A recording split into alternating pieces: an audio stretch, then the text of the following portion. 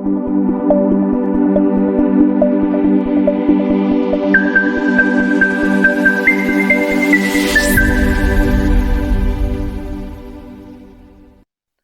আলাইকুম।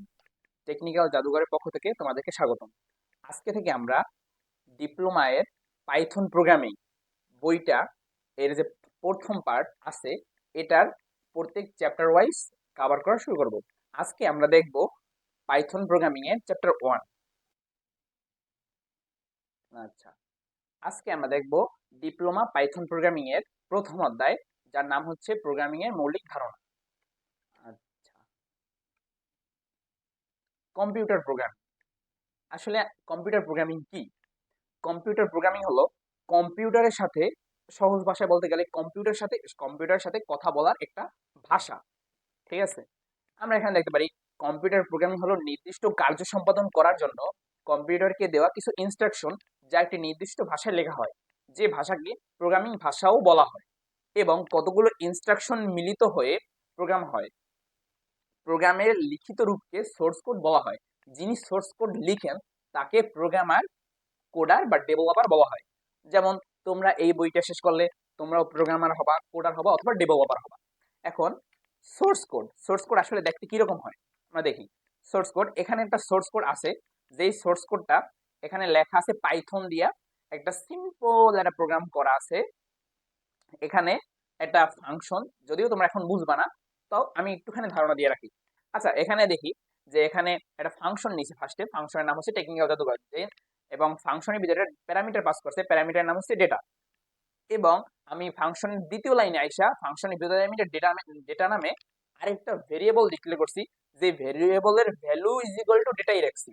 That means এইখানে যে ভেরিয়েবলটা আছে এইখানে এই ডেটাটা পাস হইয়া তারপর এইটার ভিতরে স্টোর হবে। দেন আমি করছি কি, প্রিন্ট ডেটা। দ্যাট মিনস আমার যে কনসোল আছে, কনসোল প্রিন্ট করবে এইটার ভিতর দিয়ে যেটা আসবে। তারপরে আমি আমার এই যে টেকনিক্যাল জাদুঘর নামে যে ফাংশনটা আছে, ফাংশনটা কল করছি। ফাংশনটা কল করার পরে এখানে আমি ফাংশনের ভিতরে এটা ডেটা দিছি, এটা স্ট্রিং ফরম্যাটের ডেটা, যেটা স্ট্রিং বা টেক্সট আকারে, যে আই লাভ টেকনিক্যাল জাদুঘর। ওকে, তোমাদের এটা এখন মাথায় নেওয়ার দরকার নাই, এটা আমরা সামনে অনেক আমাদের ফাংশনের ক্লাসে বুঝবো। এখন শুধু তোমরা দেখে রাখো যে সোর্স কোড কাকে বলে। আচ্ছা, তারপরে আমরা দেখতে পারি প্রোগ্রামিং ভাষার কয় প্রকার। প্রোগ্রামিং ভাষা মূলত দুই প্রকার, একটা হচ্ছে লো লেভেল ল্যাঙ্গুয়েজ আর একটা হচ্ছে high level language. Low level language কাকে বলে? প্রোগ্রামিং ল্যাঙ্গুয়েজ কম্পিউটার সরাসরি পড়তে ও বুঝে কাজ করতে পারে তাকে লো লেভেল ল্যাঙ্গুয়েজ বলে। লো লেভেল ল্যাঙ্গুয়েজ বলতে আমরা বুঝতে পারি এখানে সরাসরি বাইনারি কোডকে বোঝানো হয়, জিরো এবং অন। হাই লেভেল ল্যাঙ্গুয়েজ কাকে বলে? আচ্ছা, হাই লেভেল ল্যাঙ্গুয়েজ যে প্রোগ্রামিং ল্যাঙ্গুয়েজ কম্পিউটার সরাসরি পড়তে পারে না, অনুবাদক প্রোগ্রামের প্রয়োজন হয় এবং মানব পাঠযোগ্য। দ্যাট মিনস আমরা খুব সহজেই বুঝতে পারি যে প্রোগ্রামিং ল্যাঙ্গুয়েজ গুলা, এবং এই ল্যাঙ্গুয়েজে কোড করা খুব সহজ হয়ে যায়, এটাকে হাই লেভেল ল্যাঙ্গুয়েজ বলে। লো লেভেল ল্যাঙ্গুয়েজ মূলত দুই প্রকার হয়ে থাকে, মেশিন ল্যাঙ্গুয়েজ, এটা assembly language. Machine language zero এবং ওয়ান। অ্যাসেম্বলি ল্যাঙ্গুয়েজ কিছু স্পেশাল ছোট ছোট কিওয়ার্ড দ্বারা গঠিত হয়, যেমন add, sum, MUL, div, load, এরকম। High level language, high level language দুই ধরনের হয়, প্রসিডিউর ল্যাঙ্গুয়েজ যেমন সি, এবং অবজেক্ট ওরিয়েন্টেড ল্যাঙ্গুয়েজ যেমন পাইথন, জাভা, পিএইচপি। তারপর অনুবাদক প্রোগ্রাম। অনুবাদক প্রোগ্রাম কাকে বলে আমরা দেখি। অনুবাদক প্রোগ্রাম হচ্ছে আমরা যে মেইন সোর্স কোড লিখবো, ধরো আমরা পাইথনে অথবা জাভায় অথবা পিএইচপি একটা সোর্স কোড লিখলাম। এখন আমরা যা লিখছি ওটা তো আমাদের বুঝতে খুব সহজ, বাট আমাদের যে কম্পিউটার বা আমাদের যে কোনো একটা মেশিন, ও তো সহজে বুঝবে না। ও বুঝে কি, জিরো এবং অন। ও তো এই অবজেক্ট প্রোগ্রাম ছাড়া বা অবজেক্ট কোড ছাড়া ও কিছুই বুঝে না। ওই কারণে আমাদের যে সোর্স কোডটা থাকবে, ওই সোর্স কোডটা একটা ট্রান্সলেটর প্রোগ্রাম বা অনুবাদক প্রোগ্রামের ভিতর দিয়ে যাবে। এই ট্রান্সলেটর প্রোগ্রামটা এক এক, ধরো এক এক প্রোগ্রামিং ল্যাঙ্গুয়েজের জন্য এক একটা হইবে, যেটা ওই প্রোগ্রামিং ল্যাঙ্গুয়েজ যে ডেভেলপার বানাইবে তারা নিজেরাই বানাই রাখবে। এই ট্রান্সলেটর প্রোগ্রামের ভিতর দিয়ে যাইবে, দেন আউটপুটে একটা অবজেক্ট প্রোগ্রাম বা একটা বাইনারি কোড এটা জেনারেট হইবে, ওইটা আমাদের মেশিন বা কম্পিউটার খুব সহজে বুঝতে পারে। এই যে আমরা দেখতে পাই এখান থেকে কোড এখানে যাবে। ওকে, দেন অনুবাদক প্রোগ্রাম। এখন অনুবাদক প্রোগ্রামের সংজ্ঞাটা আমরা দেখতে পারি, যে প্রোগ্রাম বা সিস্টেম হাই লেভেল ল্যাঙ্গুয়েজে লিখিত সোর্স কোডকে মেশিন ভাষায় রূপান্তর করে তাকে অনুবাদক প্রোগ্রাম বলে। আচ্ছা, অনুবাদক প্রোগ্রাম কয় প্রকার? অনুবাদক প্রোগ্রাম তিন প্রকার: অ্যাসেম্বলার, কম্পাইলার, ইন্টারপ্রেটার।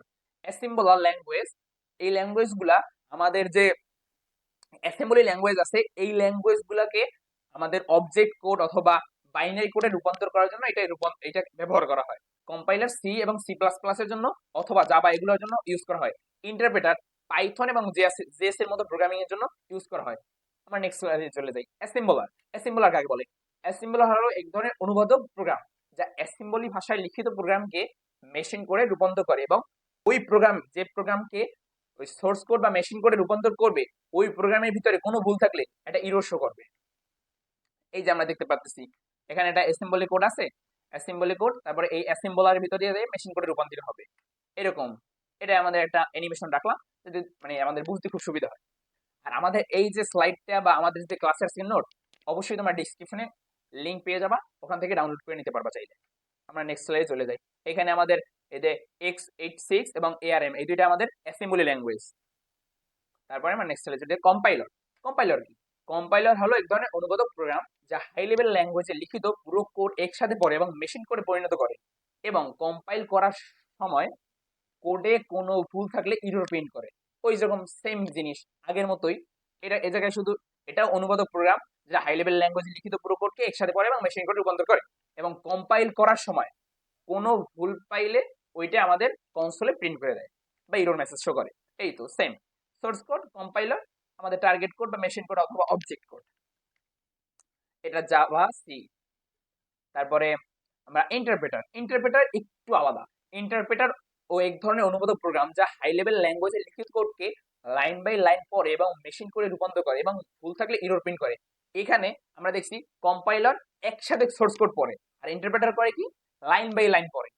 যেহেতু ইন্টারপ্রেটার লাইন বাই লাইন পড়ে সেহেতু আমাদের ইন্টারপ্রেটার ল্যাঙ্গুয়েজে কোনো কোড লিখলে ওটা রান হইতে একটু কম্পাইল মানে কম্পাইলারের থেকে একটু টাইম নেয়, এটা একটু টাইম বেশি নেয় বা কম্পাইলারে একটু টাইম কম নেয়। যদি আমাদের ধরো বলতে বলে যে ইন্টারপ্রেটার এবং কম্পাইলারের মধ্যে পার্থক্য লেখো, তখন আমরা এইটাও লিখতে পারবো যে কম্পাইলার স্লো, কম্পাইলার একটু দ্রুত কাজ করে, ইন্টারপ্রেটার স্লো কাজ করে। তারপরে interpreter line by line code পড়ে এবং এটাকে অবজেক্ট করে রূপান্তর করে এবং কম্পাইলার লাইন একই সাথে সব কোড পড়ে দেন আমাদের অবজেক্ট করে রূপান্তর করে। এই যে আমরা দেখতে পাচ্ছি সোর্স কোড, তারপর ইন্টারপ্রেটার, আউটপুট। তারপর অ্যালগরিদম ও ফ্লোচার্ট, আমাদের এই অধ্যায় আছে অ্যালগরিদম ও ফ্লোচার্ট, কিন্তু আমরা আজকে ক্লাসে শিখবো না অ্যালগরিদম এবং ফ্লোচার্ট। আমরা অ্যালগরিদম এবং ফ্লোচার্টের জন্য আলাদা একটা ভিডিও রাখবো যেটা হয়তো আমাদের পঞ্চম অথবা ষষ্ঠ ক্লাসে পাওয়া। আচ্ছা, তারপর এই অধ্যায়ে গুরুত্বপূর্ণ প্রশ্ন আছে 8টা, যেগুলা অনেকবার বোর্ডে আসছে এবং আসার মতো। যেমন প্রোগ্রামিং বলতে কি বুঝো, প্রোগ্রামিং ল্যাঙ্গুয়েজ কত প্রকার, মেশিন ল্যাঙ্গুয়েজ কাকে বলে, অ্যাসেম্বলার কাকে বলে, অনুবাদক প্রোগ্রাম কাকে বলে ও কত প্রকার, বাগ কি, ডিবাগ কি। এখানে বলি বাগ হচ্ছে কোনো প্রোগ্রামে যদি কোনো ভুল থাকে ওইটা হচ্ছে বাগ, এবং বাগ ফিক্স করার যে পদ্ধতি তাকে ডিবাগ বলে। কম্পাইলার এবং ইন্টারপ্রেটারের ভিতরে পার্থক্য লিখো। এই 8টাই তোমাদের এই অধ্যায় থেকে ইম্পর্টেন্ট, এর বাইরে আশা করি আসবে না।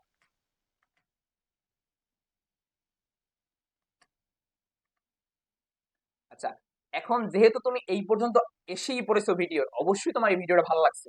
যদি ভালো লাগে, ভালো লেগেই থাকে, অবশ্যই আমাদের চ্যানেলে একটা লাইক দিবা, সাবস্ক্রাইব করবা এবং তোমার যে ফ্রেন্ড পাইথনে একটু দুর্বল তাকে অবশ্যই শেয়ার করবা। সো ধন্যবাদ।